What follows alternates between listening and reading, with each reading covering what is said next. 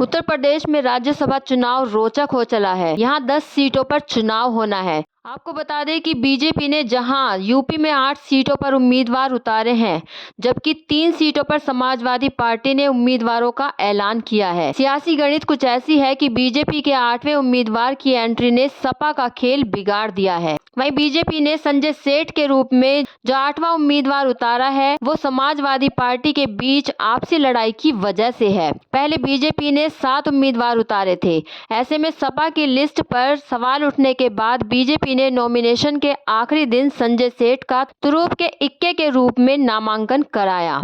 मुश्किल ये है कि सीट 10 है और उम्मीदवार 11 हैं। चलिए बताते हैं किस पार्टी में कितने उम्मीदवार हैं। समाजवादी पार्टी की राज्यसभा की लिस्ट में जया बच्चन, रामजी सुमन और आलोक रंजन है। वहीं भारतीय जनता पार्टी के यूपी के उम्मीदवारों में आरपीएन सिंह, चौधरी तेजवीर सिंह, अमरपाल मौर्य, संगीता बलवंत, सुधांशु त्रिवेदी, साधना सिंह, नवीन जैन और संजय सेठ हैं।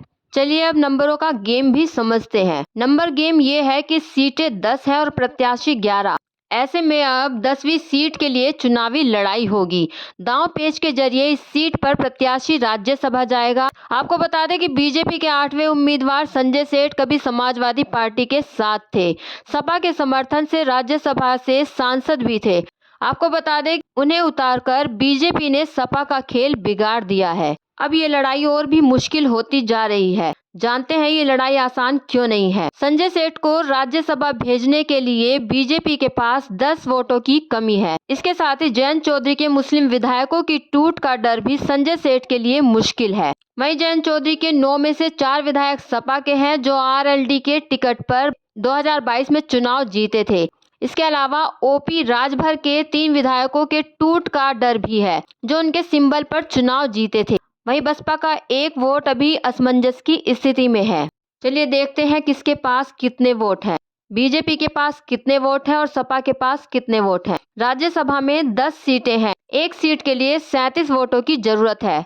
बीजेपी के पास 252 वोट हैं। अपना दल के 13 वोट हैं। वहीं आरएलडी के 9 वोट हैं। बीजेपी के उम्मीदवार 7 हैं और वोटों की संख्या चाहिए 259। इसके साथ ही निषाद पार्टी के 6 वोट हैं। वहीं सुभा सपा के पास 6 वोट। ये सब मिलाकर 286 का टोटल बनता है।